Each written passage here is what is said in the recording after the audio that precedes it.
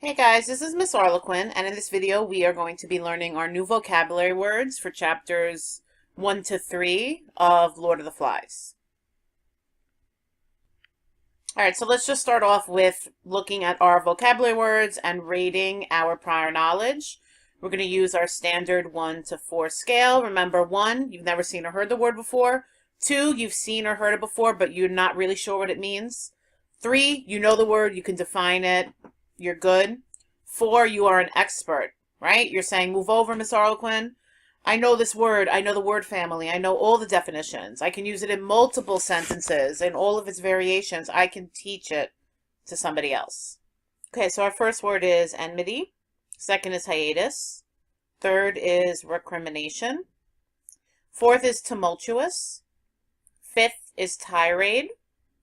Sixth is inscrutable. And the seventh word is tacit. All right, so let's start with enmity. Enmity means intense hostility. So if you're a football fanatic, you're going to feel enmity for your opposing team, right? You're not going to like them. You're going to wish them losses and harm on the football field. So enmity comes from the same Latin root as an enemy, which is why it looks the same. And it basically means the state of being an enemy. If you have always hated someone, then you have a history of enmity with that person. Enmity is stronger than just saying you have antagonism or you feel antagonistic or animosity.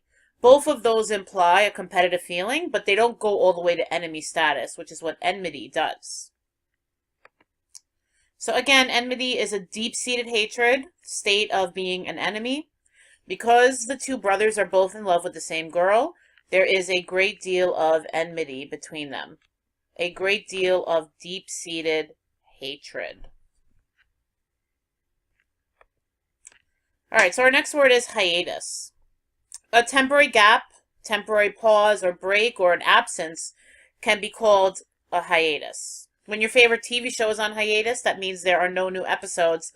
Not forever, just for a little while. If it was forever, you would not use the word hiatus because, again, hiatus implies that there's going to be a return. So anything that goes on for a long time, where you take a break, that would be considered the hiatus. The period of time that is the break is the hiatus. If someone has to leave their job for a time, then they're going on hiatus. A touring band sometimes needs to take a hiatus if the lead singer gets into an accident. And the key thing about hiatus, again, is that it's an interruption in something that was happening, but it's not a permanent break. So again, there will be a return. So hiatus means a gap or interruption in continuity, a break, or a pause. Although the singer took a 2-year hiatus from touring, she has not lost her ability to entertain a crowd. So think of it as a break. She took a 2-year break. All right, our next word is recrimination.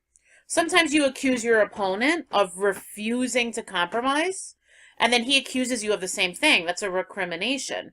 An accusation or an insult that's hurled back at somebody. So if you've ever been in a verbal disagreement with someone, the chances are you have experienced recriminations.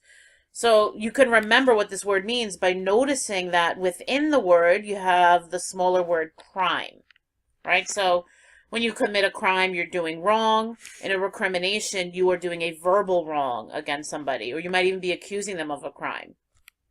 When recriminations fly back and forth between two sides, each one is accusing the other one of crimes in like a metaphorical sense.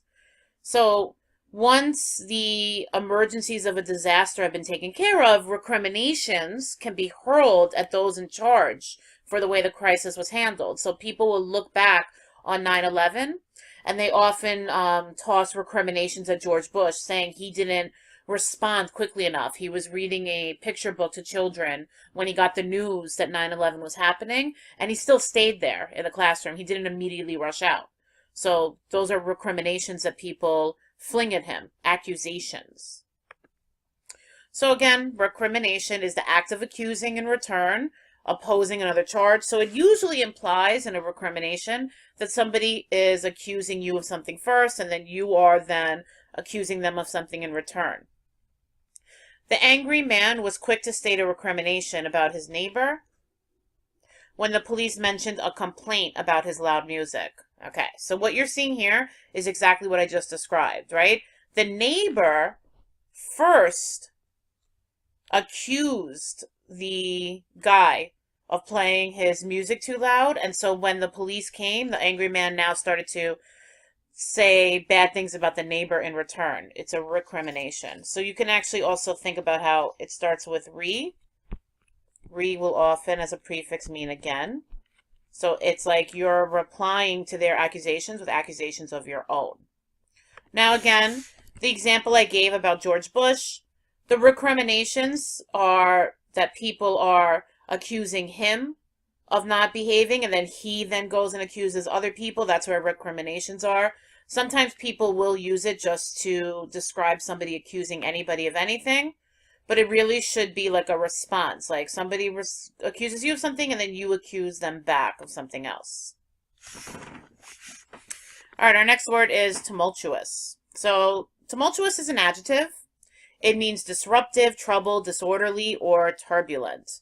So if you talk about how things are in a tumult, things are all out of order, right? There's a riot, there's a lot of trouble, disorder.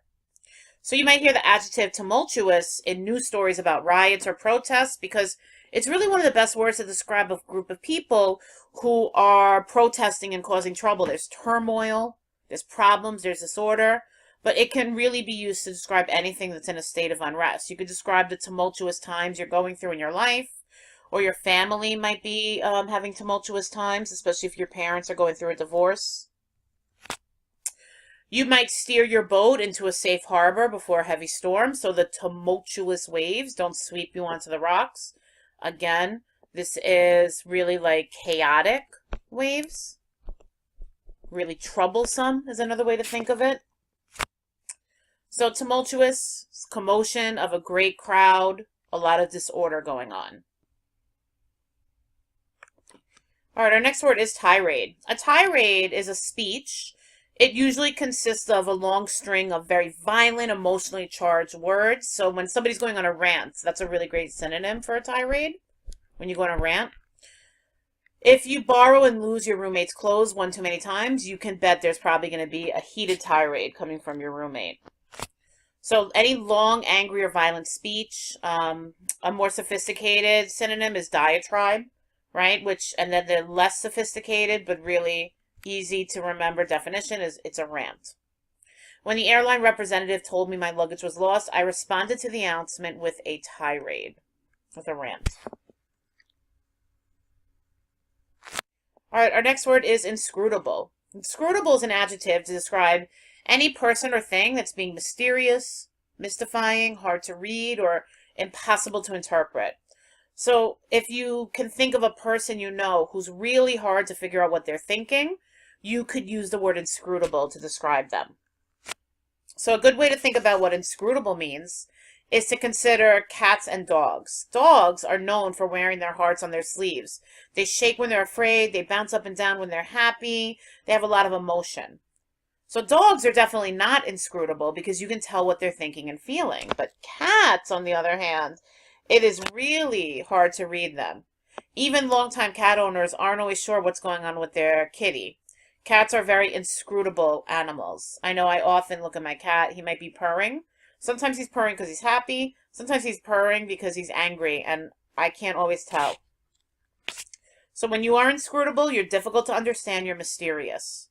Not even the leading experts in criminology could understand the killer's inscrutable motives. A really great synonym is unfathomable. Somebody that's unfathomable is hard to understand. So these are both really great, sophisticated vocabulary words. All right, our last word is tacit. Something that is tacit is implied, or it's understood without question. Like, I get it. You don't need to explain it to me. It's just tacitly understood. So you can actually use this word also as an adverb to describe how you understand something. You understand it tacitly.